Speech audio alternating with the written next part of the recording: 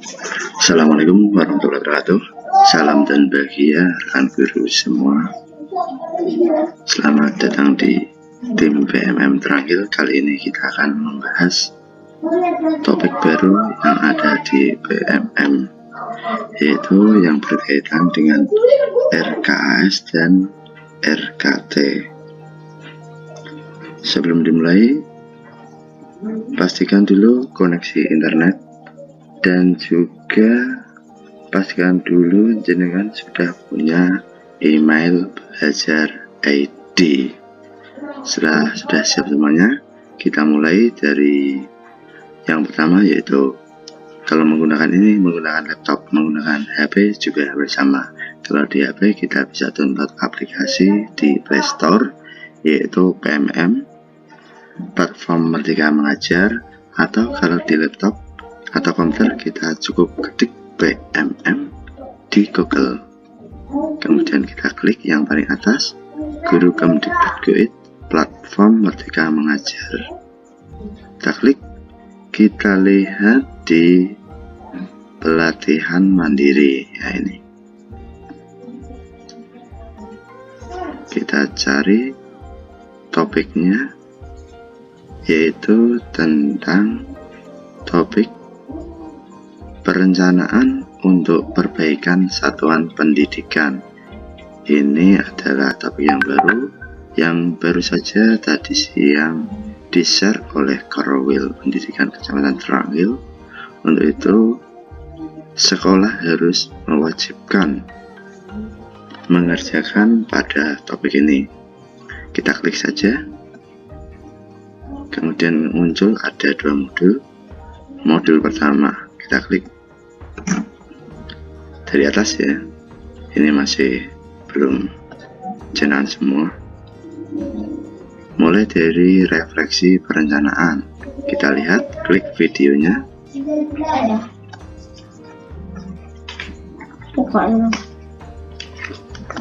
Kita putar videonya.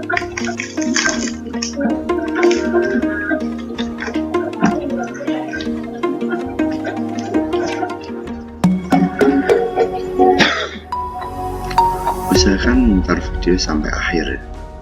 Setelah selesai memutar video, di sini akan terlihat centang berwarna hijau. Itu menandakan bahwa kegiatan ini sudah jenengan pelajari. Kemudian kita lanjutkan ke latihan pemahaman. Kita klik, kita baca dulu soalnya. Kehadiran asumsi yang kuat akan membantu satuan pendidikan dalam menentukan perencanaan yang tepat. Kalau dalam video tadi itu salah, kita lihat, kita jawab. Nah, kalau terlihat centang hijau, berarti jawaban kita benar. Kemudian kita klik lanjut, kembali ke materi. Nah, sudah centang hijau juga kan? Kalau kita sudah mengerjakan, pasti akan centang hijau. Kalau belum, centangnya masih abu-abu. Kemudian kita lanjutkan, tulis refleksi Anda di sini. Bagaimana Anda melakukan perencanaan program selama ini untuk satuan pendidikan? Kalau di sekolah kami, KS mengadakan rapat awal tahun dengan guru dan tenaga kependidikan. Rapat ini bertujuan untuk merencanakan program tahun berikutnya. Biasanya kita mengadakan rapat kalau tidak di bulan November, itu ada di bulan Desember.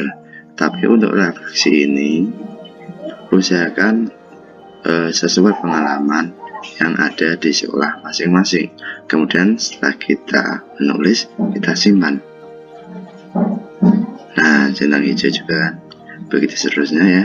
Kemudian kita masuk ke latar belakang PPD. Kita klik videonya. Kita pelajari pelan-pelan. Kalau belum paham, kita putar lagi. Kalau belum paham, kita putar lagi, seperti itu. Usahakan memutar videonya sampai selesai. Ini saya skip ya, karena saya sudah memutarnya tadi. Kemudian kita lihat di latihan pemahaman. Kita klik, apakah kebiasaan yang ingin diubah dari proses perencanaan berbasis data?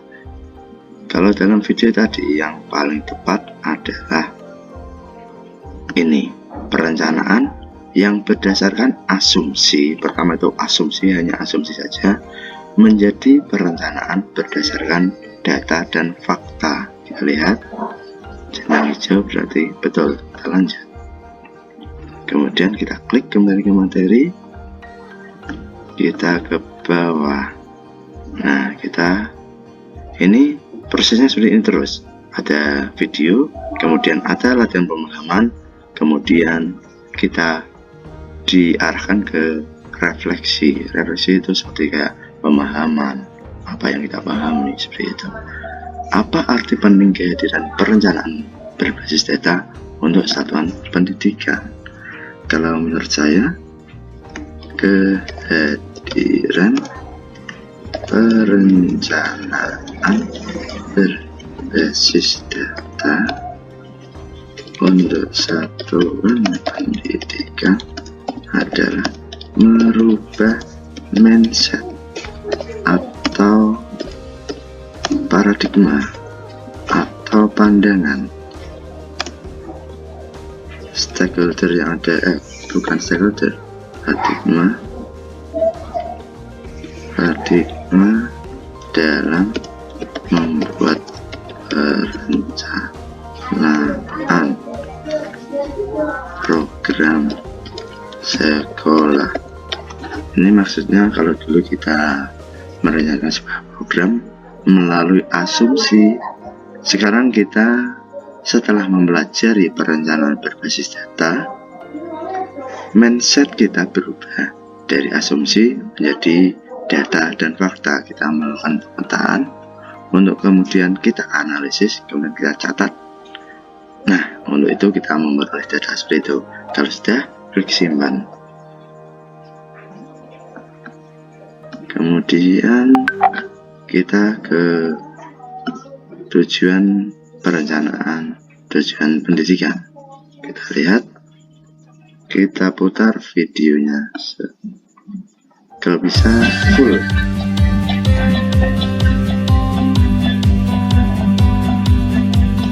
Ini saya skip karena saya sudah menonton. Kita ke latihan pemahaman. Salah satu sumber data perencanaan berbasis data adalah rapor pendidikan. Kalau menurut video tadi itu memang benar. Kita lihat centang hijau berarti betul. Kita lanjut. Kemudian kita klik kembali ke materi. Kemudian kita tulis refleksi. Bagaimana kontribusi satuan pendidikan Anda selama ini untuk mencapai tujuan pendidikan? Kontribusi satuan pendidikan selama ini sudah sebagian besar, sebagian besar sudah menunjukkan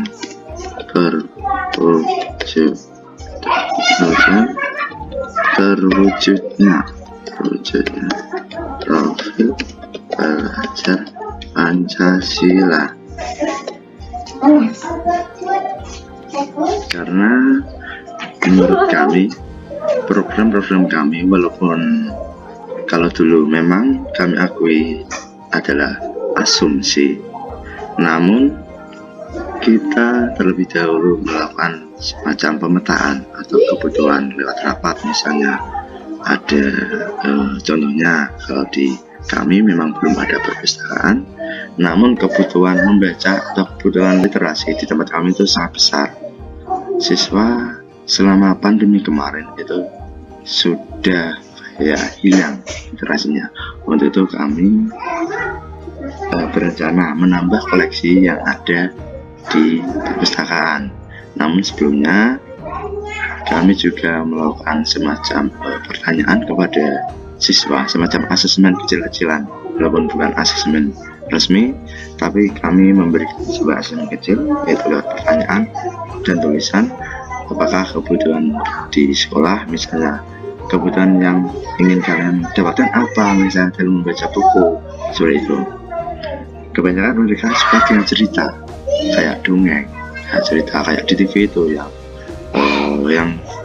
tidak upin-upin, yang satunya itu, yang Ara dan Adil, seperti itu. Mereka menggunakan seperti itu. Kemudian kita membeli semacam koleksi melalui dana bos. Tentang refleksi ini, setiap sekolah pasti beda, jadi usahakan sesuai pengalaman yang ada di sekolah masing-masing. Kalau sudah, klik simpan.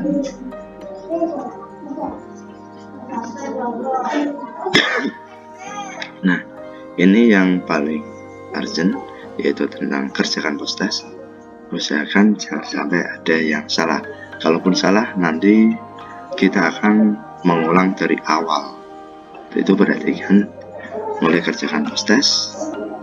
Pertama-tama, apa saja pertimbangan dalam melakukan perencanaan? Asumsi salah. Fasilitas satuan pendidikan salah. Data-data mengenai peserta didik, guru dan lingkungan setempat. Nah, ini betul, berdasarkan data dan fakta. Jadi C ini yang betul. Kita klik selanjutnya. Manakah yang tidak termasuk dalam elemen perencanaan berbasis data? Kita lihat, kalau melibatkan pemangku kepentingan, ini termasuk stakeholder yang ada di sekolah, ini betul. Berdasarkan pada data dan fakta, ini juga betul. Yang salah, yang bukan adalah ini yang tidak termasuk. Kita klik selanjutnya. Hal apa saja yang diperlukan dalam membuat perencanaan satuan pendidikan? Yang jelas memang data. Kalau perkiraan pribadi, ini asumsi. Perkiraan kelompok, ini juga asumsi. Yang penting dana habis, ini yang menjadi apa ini, polemik ini. Yang betul adalah data. Kita klik cek ulang jawaban, kemudian kita kumpulkan. Kita lihat, kalau betul semua, pasti muncul tanda jempol. Luar biasa, pemahaman Anda sangat baik. Jadi kita ke modul selanjutnya. Ini modul yang pertama, sudah aman ya, hijau semua. Kemudian kita klik kembali. Nah, kalau sudah aman, klik hijau, ada centang hijau. Kemudian yang modul kedua, kita mulai dari siklus perencanaan. Kita putar videonya. Usahakan untuk melihat video sampai selesai, karena pemahaman adalah dari menonton video ini. Kalau sudah, kita klik. Kemudian kita lanjutkan ke latihan pemahaman. Siklus perencanaan meliputi hal-hal di bawah ini, kecuali dalam video tadi kita disebutkan ada 3 siklus perencanaan. Yang pertama adalah identifikasi, ini betul. Kemudian refleksi, ini juga betul. Dan ketiga adalah benahi. Jadi yang salah adalah yang ini, telusuri. Coba kita klik. Nah, centang hijau. Kita klik lanjut. Kemudian kembali ke materi. Kita ke refleksi. Dari siklus perencanaan yang telah dijelaskan dalam video pembelajaran, ceritakan tahapan apa yang pernah Anda lakukan dalam proses perencanaan program. Kita tulis dari siklus perencanaan yang pernah saya alami adalah siklus identifikasi. Kalau di tempat kami masih di siklus ini, identifikasi. Mungkin di sekolah jenengan beda, yaitu lewat pemetaan kebutuhan peserta didik. Kalau sudah, kita klik simpan. Kemudian kita ke sumber data PPD, kita klik videonya, kita putar, usahakan sampai selesai. Kalau sudah, kita klik tanda silang, kemudian kita ke latihan pemahaman. Di bawah ini, data manakah yang menjadi sumber data utama dalam proses PPD di satuan pendidikan? Yang paling utama adalah rapor pendidikan. Itu disebutkan dalam video tadi. Kita coba klik jawab. Nah, centang hijau berarti sudah betul. Kita lanjut kembali ke materi. Kemudian kita masuk di sini, refleksi. Ceritakan bagaimana Anda selama ini mengumpulkan data tambahan untuk digunakan sebagai pertimbangan dalam membuat perencanaan program. Data tambahan kami peroleh dari warga sekolah, baik dari siswa, guru, maupun tenaga kependidikan. Itu kalau dari sekolah kami. Intinya data tambahan itu kita kumpulkan dari warga sekolah, seperti itu. Kalau sudah, kita klik simpan. Kita lanjut ke siapa yang terlibat dalam PPD. Kita klik videonya. Nah, sampai selesai ya. Kalau sudah, kita klik ini. Kemudian kita ke latihan pemahaman. Siapa yang terlibat dalam perencanaan berbasis data?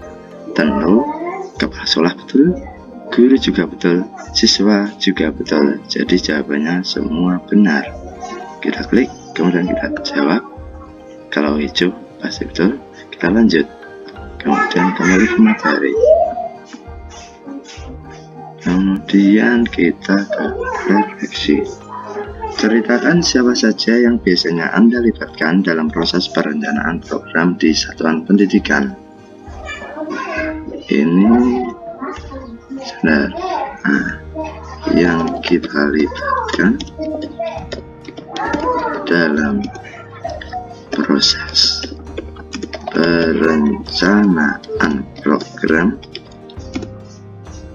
antara lain, kalau perencanaan program itu biasanya kita rapat dewan guru, yaitu guru,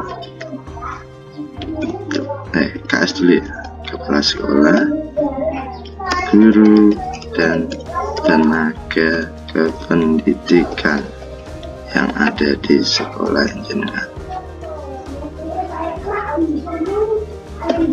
Biasanya setelah kita ada rencana, kemudian kita mengundang komite. Itu kalau rencana kita sudah fix, untuk disetujui komite, seperti itu. Kita klik simpan kalau sudah. Kemudian kita ke hasil akhir perencanaan berbasis data. Kita klik videonya. Usahakan menonton video sampai selesai, karena pemahaman kita adalah lewat video yang kita tonton. Terus dah kita klik. Baik. Kemudian kita lihat materi. Nah, ini materi pelatihan rencana berbasis data dan pendidikan. Terdapat 4 indikator untuk terjadinya transformasi dalam satuan pendidikan. Yang pertama yaitu satuan pendidikan berpihak kepada tumbuh kembang murid. Yang kedua, satuan pendidikan menciptakan lingkungan belajar yang aman, nyaman, menyenangkan, dan inklusif. Yang ketiga, satuan pendidikan mengembangkan budaya refleksi berbasis data. Yang keempat, peningkatan hasil belajar murid, terutama kompetensi fondasi seperti literasi, numerasi, dan juga karakter. Profil pendidikan dan perencanaan berbasis data memperbaiki permasalahan peningkatan pendidikan dengan lebih sederhana dan bermakna. Kita juga bisa download lampiran dokumen.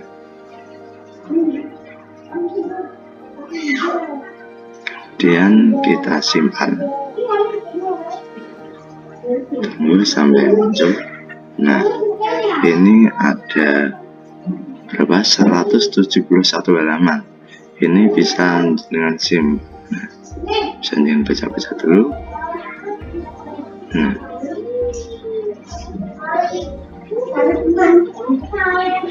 banyak sekali materi yang ini ya, lumayan.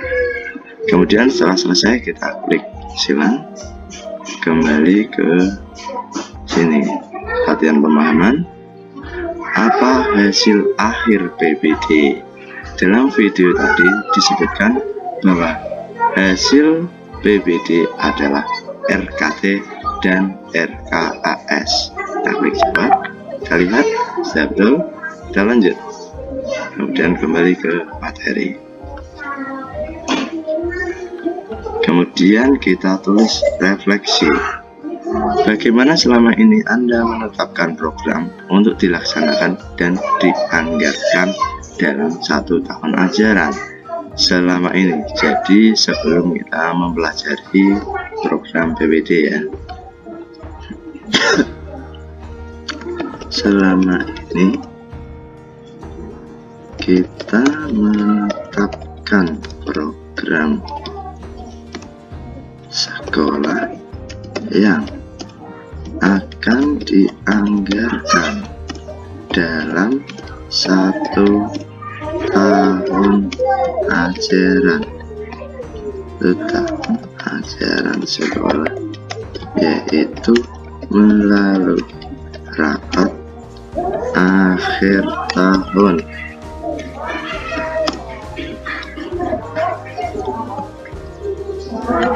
Rapat ini dihadiri oleh KS, guru, dan tenaga kependidikan.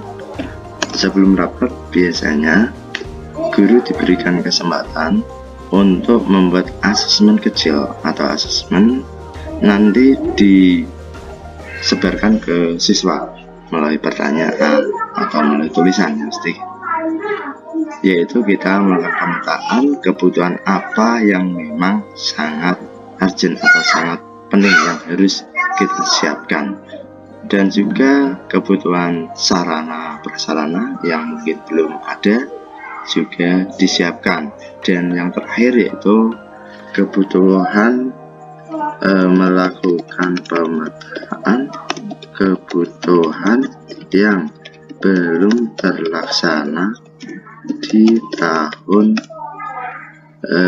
yang lalu, di tahun sebelumnya. Biasanya contohnya seperti ini. Tahun lalu kita menganggarkan misalnya membuat sebuah tempat untuk parkir.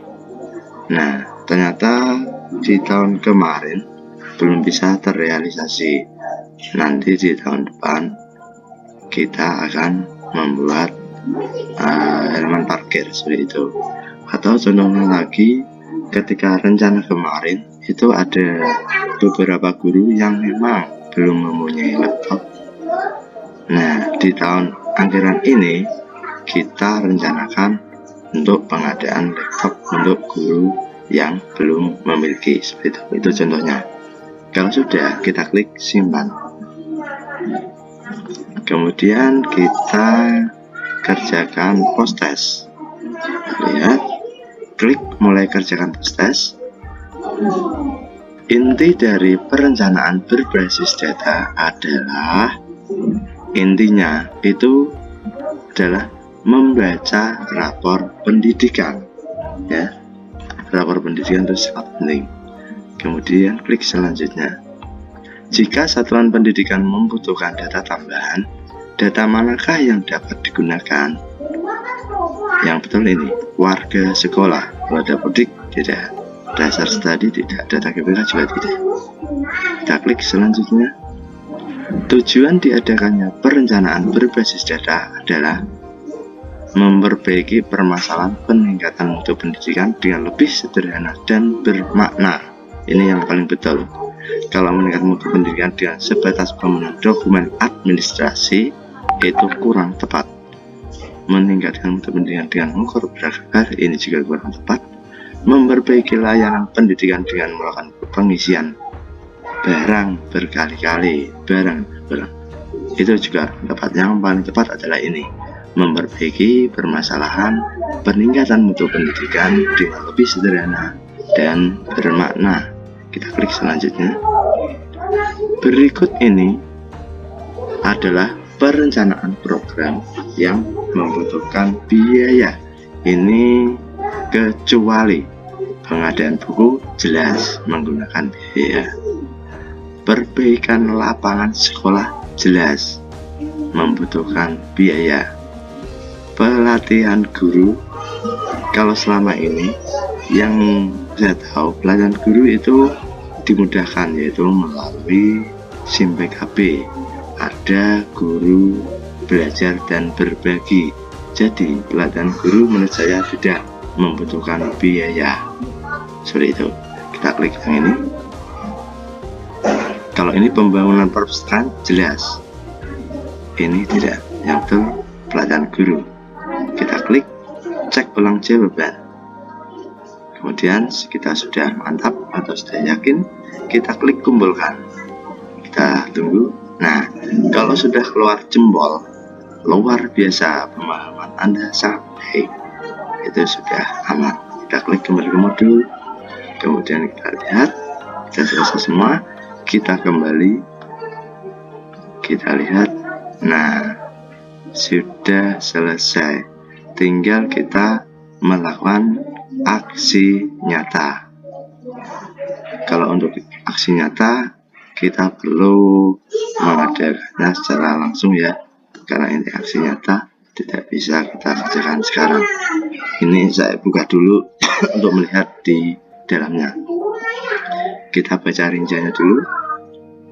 Melakukan refleksi bersama rekan guru tentang perencanaan. Ini tentang apa? Terkait dengan RKT, RKS. Jadi kita tidak bisa langsung, harus melalui, misalnya tadi ada semacam kayak pemetaan dulu, ada rapat, ada pencarian data yang pas, data fakta tidak bisa kita karang. Jadi kita harus melakukan pemetaan untuk pencarian data terlebih dahulu. Yang pertama, kumpulkanlah dokumen baik berupa rencana kerja tahunan atau RKT dan rencana kegiatan dan anggaran sekolah RKS yang pernah disusun oleh satuan pendidikan. Jadi kita mengumpulkan beberapa RKT dan RKS, misalnya 2 tahun belakang saja, tidak usah banyak-banyak, atau 1 tahun juga cukup. Kita lihat. Kemudian nomor 2, lakukan refleksi bersama dengan rekan guru mengenai perencanaan yang pernah disusun dengan menjawab pertanyaan di bawah ini. Pastikan bahwa Anda dan seluruh rekan guru mendapatkan kesempatan untuk menjawab. Jadi kita dikumpulkan ya, rapat dewan guru, kita membahas RKT dan RKS tahun sebelumnya. Kita bahas, misalnya kita buka di LCD proyektor ya, biar tulisan besar dan semua rekan guru atau dewan guru bisa melihat dengan dengan secara bersama-sama. Ini pertanyaan, selama ini apa saja yang menjadi pertimbangan disusunnya kegiatan seperti yang tertera dalam RKT dan RKS?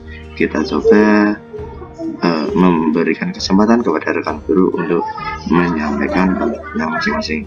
Kemudian kesulitan atau tantangan apa yang pernah dihadapi dalam melakukan perencanaan?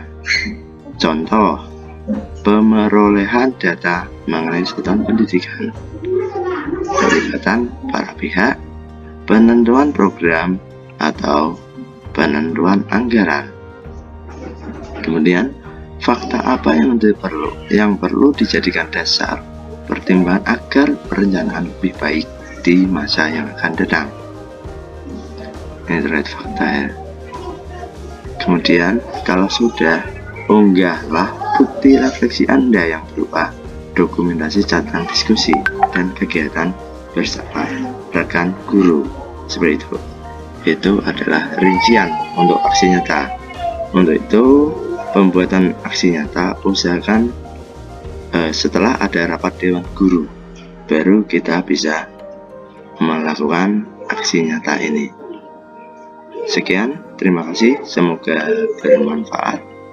Apabila ada kekurangan, saya mohon maaf. Wabillahi taufik hidayah. Wassalamualaikum warahmatullahi wabarakatuh.